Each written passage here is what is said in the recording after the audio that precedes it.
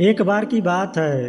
एक लड़का अपनी ज़िंदगी में बहुत परेशान था। घर की सारी जिम्मेदारियां उसी के कंधों पर थी और इसी वजह से वह अपने आप को भी ज़्यादा टाइम नहीं दे पाता था और बस दिन रात काम किया करता था।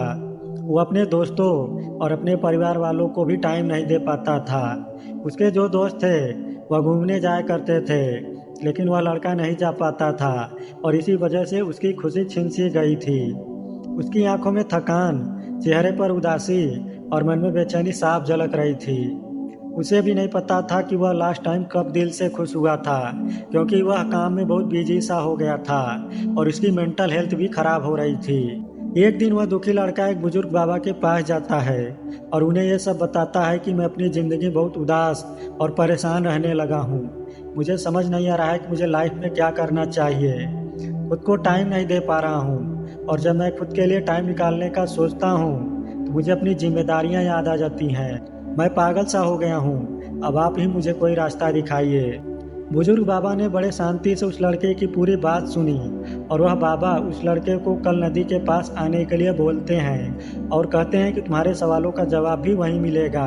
वह लड़का जब कल नदी के पास आता है तो देखता है कि वह बुजुर्ग बाबा पहले से ही उसका उस नदी पर इंतजार कर रहे थे। वह लड़का बाबा से कहता है कि बताइए बाबा, अब मुझे क्या करना है। तो उस बुजुर्ग बाबा उस लड़के से कहते हैं कि रुको बताता हूँ, लेकिन पहले हमें इस नदी के दूसरी साइड में जाना है। मतलब नदी के उस किनारे पर जाने के बाद मैं तुम्हें बताऊंगा कि तुम्हें क्या करना चाहिए। लड़के को उस बुजुर्ग बाबा की बात समझ में नहीं आई कि नदी के उस किनारे पर जाने के बाद ही क्यों बताना है, लेकिन फिर भी उस लड़के ने बाबा से कहा चलिए फिर हम नदी पार करके नदी के उस किनारे पर चले जाते हैं। तभी उस बुजुर्ग बाबा ने उससे कहा ऐसे नहीं, हम उस नदी के किनारे पर तब जाएंगे जब इस नदी का पूरा पानी सूख जाएगा। जब इस नदी की जमीन देखनी शुरू हो जाएगी तब हम दोनों इस नदी के दूसरी साइड में जाएंगे।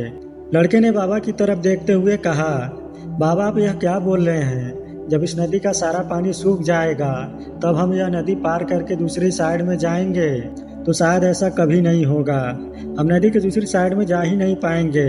यह बात बोलते हुए वो लड़का तुरंत समझ गया कि बाबा उसे क्या समझाना चाहते हैं। बाबा ने उसकी तरफ देखा और मुस्कुराते हुए कहा कि यही चीज़ मैं तुम्हें समझाना चाहता हूँ। तुम भी अपनी ज़िंदगी में ऐसे ही सोच रहे हो कि जब मेरी लाइफ की सारी परेशानियाँ, सारी जिम्मेदारियाँ खत्म हो जाएंगी तब मैं अपनी लाइफ में खुलकर एंजॉय करूँगा।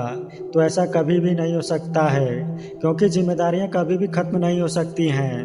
अब वह लड़का बहुत अच्छे तरीके से समझ गया था कि चाहे वो कोई भी इंसान हो, सबके ऊपर कुछ न कुछ जिम्मेदारियां जरूर हैं और वह उन्हीं जिम्मेदारियों में से कुछ टाइम निकाल कर एंजॉय कर लेते हैं और इसे ही जिंदगी कहते हैं। इस छोटी सी कहानी से हम बहुत बड़ी सीख ले सकते हैं कि लाइफ में जिम्मेदारियां कभी भी खत्म नहीं होगी, लेकिन इसका मतलब यह नहीं कि हम खुश रहना ही छोड़ दें। खुशियाँ वही हैं जहाँ हम उन्हें ढूंढना शुरू कर देते हैं। लाइफ के हर पल को खुल के जियो, क्योंकि यही असली सुख है। लाइफ बहुत छोटी है और टाइम बहुत फास्ट है। अपनी लाइफ के हर मोमेंट को एंजॉय करो, नहीं तो टाइम कब निकल जाएगा आपको भी पता नहीं चलेगा। वक्त को हाथ से निकलने से पहले हमें यह बात समझना बहुत ही ज़रूरी है कि जीवन के हर पल, हर क्षण और प्रत्येक टाइम आपके लिए बहुत ही ज़रूरी है। अगर आप सोचते हैं कि लाइफ की सारी परेशानियां खत्म होने के बाद ही आप खुश रहेंगे तो यह आपका एक भ्रम है।